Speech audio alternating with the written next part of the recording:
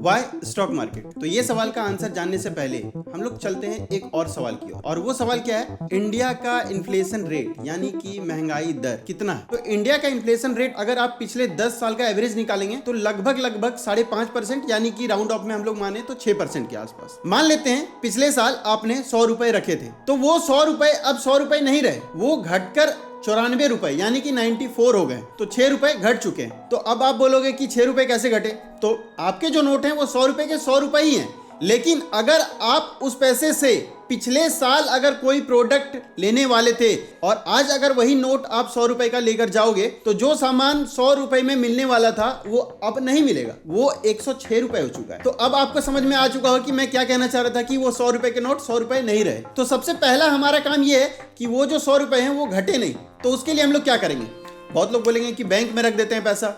हाँ, तो बैंक में अगर आप रख रहे हैं तो आपका पैसा बढ़ नहीं रहा है बल्कि घट ही रहा है। आपको लग रहा हो कि बढ़ रहा हो, क्योंकि बैंक के सेविंग्स अकाउंट में अगर अप टू 1 लाख तक रखते हैं तो उसका अगर एवरेज रिटर्न निकालेंगे तो लगभग 3 से 4% एनुअली यानी कि सालाना 3 से 4% रिटर्न मिलेगा। और हमारा महंगाई दर कितना है, 6%। हाँ, अगर आप बैंक में पैसे रख रहे हैं इमरजेंसी फंड के लिए देन फाइन, लेकिन बाकी पैसे जो सेविंग्स हैं वो पैसे वहां रखना सेंस नहीं बनता है। उसका रीजन मैंने आपको बता दिया। तो अब हमारे पास ऑप्शन क्या है, एक और ऑप्शन है एफडी। तो अगर आप एफडी का एवरेज रिटर्न निकाल के देखेंगे तो लगभग वो 7 से 8% के आसपास होता है। यहाँ पे क्या हुआ, आपने इन्फ्लेशन को बीट कर दिया बट आपके पैसे बढ़े नहीं, पैसों का ग्रोथ नहीं हुआ। पैसों का ग्रोथ के लिए आपके पास और क्या ऑप्शन है, तो आपके पास एक और ऑप्शन है म्यूचुअल फंड। अब म्यूचुअल फंड में भी बहुत सारे कैटेगरीज हैं, लेकिन हाँ, म्यूचुअल फंड में भी आपके पैसे स्टॉक्स में ही लगते हैं। म्यूचुअल फंड में आपके फंड मैनेजर क्या करते हैं, आपके 100 रुपए को चंक में डालेंगे, यानी कि कोई एक स्टॉक्स में 5 रुपए, कोई दूसरे स्टॉक्स में 7 रुपए, कोई तीसरे स्टॉक में 10 रुपए, तो इस तरह से डाइवर्स कर देते हैं। इससे क्या होता है कि आपका पैसा सेफ रहता है। तो मान लेते हैं अगर आप निफ्टी 50 इंडेक्स के किसी म्यूचुअल फंड में अगर आप पैसा डाल रहे हैं तो निफ्टी